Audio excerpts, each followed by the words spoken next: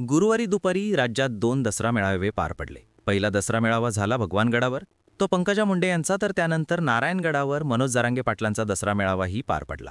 दोन्ही मेळाव्यांना नागरिकांनी मोठ्या संख्येने गर्दी केली होती, पण हे दोन्ही मेळावे गाजले तिथे झालेल्या नेत्यांच्या भाषणांमुळे. भगवानगडावर भाषण करताना धनंजय मुंडे यांनी मराठा समाजाला आरक्षण द्या, पण आमच्या ताटातलं काढून त्या ताटात टाकू नका असं वक्तव्य केलं.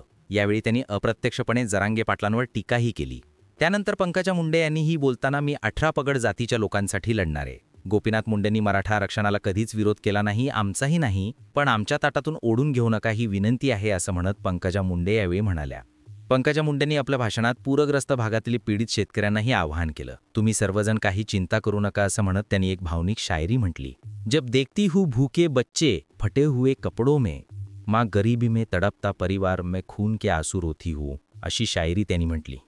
पंकजा मुंडेंच्या मेळाव्यात आणखी एक गोष्ट चर्चेचा विषय ठरली, ती म्हणजे मेळाव्याच्या ठिकाणी सरपंच संतोष देशमुख हत्या प्रकरणातला आरोपी आणि सध्या तुरुंगात शिक्षा भोगत असलेला वाल्मिक कराडाचे पोस्टर झळकले. या पोस्टरवर 20 सपोर्ट वाल्मिक अण्णा कराड आमचे दैवत असा मजकूर लिहिला होता. भगवानगडावरचा मेळावा झाल्यावर नारायणगडावर जरांगे पाटलांच्या मेळाव्याला सुरुवात झाली. जरांगे पाटलांकडून बीड जिल्ह्यातल्या नारायणगडावर दसरा मेळाव्याचं आयोजन करण्यात आलं होतं, पण तब्येत ठीक नसल्यानं मनोज जरांगे पाटील हे रुग्णालयात होते, त्यामुळे दसरा मेळाव्यासाठी येणार की नाही याबाबत वेगवेगळ्या चर्चा होत होत्या. पण अखेर गुरुवारी दुपारी 2 वाजताच्या आसपास जरांगे पाटील ॲम्ब्युलन्समधून नारायणगडावरती दाखल झाले. मेळाव्यासाठी हजारो मराठा बांधव गडावर जमले होते. एका विशेष रथात बसून जरांगे पाटील सभेच्या ठिकाणी आले, तेव्हा त्यांचं मोठ्या उत्साहात स्वागत करण्यात आलं. यावेळी जरांगे पाटील काहीसे भावूक झाल्याचं दिसून आलं. त्यानंतर त्यांनी बसूनच त्यांच्या भाषणाला सुरुवात केली. मी थोड्या दिवसाचा पाहुणा आहे, शेवटी शरीराचा काही सांगता येत नाही. मी आहे तोवर माझ्या समाजाच्या लेकरांना आरक्षण दिलेलं मला बघायचं, कुणीही मागे हटू नका. तुम्ही मुंबईला साथ दिली म्हणून 75 वर्षांनी न जिंकलेली लढाई आपण JR घेऊन जिंकलो. त्यामुळे आता मला कसलीच चिंता नाहीये. जीवनात येऊन जे सिद्ध करायचं होतं ते मी केलंय असं म्हणत जरांगे काहीसे भावूक झाले होते. त्यानंतर बोलताना त्यांनी प्रस्थापित मराठा नेत्यांवर टीका केली. 45 वर्षाच्या लढाईत त्यांना काहीच करता आलं नाही. पांढरे कपडे घातले आणि मोठ्या गाड्यांमध्ये हिंडले, फक्त टीव्हीवर बोलले, यातच त्यांनी त्यांची मर्दानगी वाचवली. समाजाला यांना काही देता आलं नाही. मी आणि माझ्या गरीब मराठ्यांनी एका वर्षात 58 लाख लोकांना आरक्षण दिलं. 3 कोटी मराठे आरक्षणात घातले. हैदराबाद गॅझेटर घेऊन 2 वर्षात सगळ्या मराठा आरक्षणात घातला. आपल्याला जे मिळाले ते खूप मिळालंय असं म्हणत आरक्षणाचा लढा कसा यशस्वी झाला हे जरांगे पाटलांनी सांगितलं. त्यानंतर त्यांनी मराठा समाजाला एक कानमंत्र दिला. मराठ्यांनी यापुढे शासक आणि प्रशासक बनायचं. तुम्ही PSI, कलेक्टर, तहसीलदार बनलात तर कोणताही पुढारी दादा तुमच्यासमोर हात जोडून उभा राहील. सध्या आरक्षणाचा फायदा घेऊन बोगस लोक तिथे जाऊन बसलेत. प्रशासनात जर आपले अधिकारी असले तर खुट्टा ठोकता येतो. सत्ता असो वा नसो तरी मी हा एक शब्द आज दसरा मेळाव्याच्या निमित्तानं तुम्हाला सांगतोय. मराठ्यांनी डोके लावून आणि हुशारीने शासक आणि प्रशासक बनायचं. शासक बनलात तर कोणाला मागायची गरज पडणार नाही, असं आवाहन त्यांनी मराठा समाजाला केलं. पुढे बोलताना त्यांनी पंकजा आणि धनंजय मुंडे यांचं माव न घेता त्यांच्यावर टीका केली. मराठा आरक्षण लागू झाल्यावर आम्हाला गुलाम म्हणता, गुलामाचं गॅझेट लागू केलं म्हणता. मग इंग्रज काय तुमच्या घरचे होते का? आमच्या निजामाचं गॅझेट गुलामीचं. मग तुम्ही तिकडे राजस्थानला अकबर बादशाहकडून पळून आलात. मग तुम्ही निजामांची चाकरी करायला लागलात. आम्ही असं म्हणायचं का? आम्ही म्हटलं का तुम्ही राजस्थानला होते, तिकडे बादशाह अकबर होता, त्यांनी लई डाणक्यानं ठोकलं तुम्हाला आणि मग तुम्ही पळून महाराष्ट्रात आलात. मग तुम्ही व्यापारी म्हणून आलात आणि मग राज्यकर्ते बनलात, असं म्हणायचं का आम्ही? आमच्या पोराबाळांचा पाणउतारा करण्यासाठी, जातीचा अपमान करण्यासाठी यांना 30 वर्ष निवडून दिलं का? असा प्रश्न विचारत त्यांनी मुंडे बंधूंवर अप्रत्यक्षपणे टीका केली. यानंतर जरांगे पाटलांनी छगन भुजबळांनाही लक्ष केलं.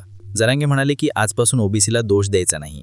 आपण एक जरी नेता बोलला तरी ओबीसींचे नेते घाण आहे असं मानतो, पण यात ओबीसींचा काही संबंध नाही. समजा माळ्यांचा सगळ्यांचा दोष आहे का? नाही. तर छगन भुजबळ बावजलेले आहेत. त्यांना काय करायचंय आता? तर त्यांना म्हशीवाणी काही दिवस पाण्यात बांधायचं.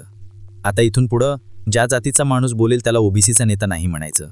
म्हणजे थोडे माळी आणि त्यांचा नेता छगन भुजबळ, बाकीच्या माळ्यांनी काही केलंय का आपलं? मग उगाच कशाला चेंगरतो आपण त्यांना? छगन भुजबळ आणि त्यांचे थोडेसे लाभार्थी सोडले तर बाकीचे माळी आपले. धनगराचा नेता आपल्या विरोधात बोलला, याचा अर्थ सगळ्या धनगरांचा संबंध नाही. तो नेता आणि त्याचे काही 10-5 लाभार्थी बास. त्यामुळे इथून पुढे कोणताही नेता बोलेल तर त्याला जातीत तोलायचं, ओबीसीमध्ये नाही, अशी भूमिका त्यांनी मांडली. पुढे शेतीच्या प्रश्नांवर बोलताना त्यांनी केंद्र सरकारवरही टीका केली. राज्यात दिवाळीआधी ओला दुष्काळ जाहीर करा अशी मागणीही त्यांनी यावेळी केली. शेतकऱ्यांना हेक्टरी 1,30,000 रुपये मदत करा, नाहीतर आंदोलन करू, मोर्चा काढू असा इशाराही त्यांनी यावेळी दिला. आपल्याला दिल्लीलाही जायचे, लवकरच तारीख सांगतो असं जाहीर करून मुंबईनंतर दिल्लीचा प्लॅनही जरांगेने बोलून दाखवला. त्यानंतर एका पुस्तकाचं प्रकाशन केल्यावर राष्ट्रगीतानं जरांगे पाटलांच्या दसरा मेळाव्याची सांगता करण्यात आली.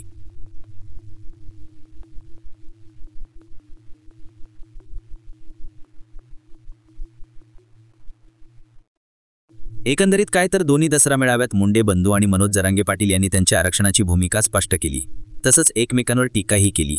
आता या टीकेला प्रत्युत्तर दिलं जाणार का हे पाहणंही महत्त्वाचं असणार आहे. या दोन्ही दसरा मेळाव्याबद्दल तुम्हाला काय वाटतं याबद्दलची तुमची मत आणि प्रतिक्रिया आम्हाला कमेंट करून नक्की सांगा. आणि अशाच राजकीय घडामोडी विस्तारानं पाहण्यासाठी KS न्यूज यूट्यूब चॅनल नक्की सबस्क्राईब करा. नमस्कार, मी किशोर पाटील आणि तुम्ही पाहताय KS न्यूज.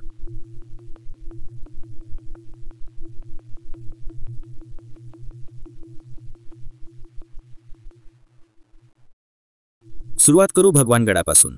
पंकजा मुंडे यांच्या नेतृत्वात मागच्या अनेक वर्षांपासून भगवानगडावर दसरा मेळाव्याचं आयोजन केलं जातं. राज्यात जसा शिवसेनेचा दसरा मेळावा लक्षवेधी ठरतो, तसंच मराठवाड्यात पंकजा मुंडेंच्या मेळाव्याकडे सर्वांचंच लक्ष असतं.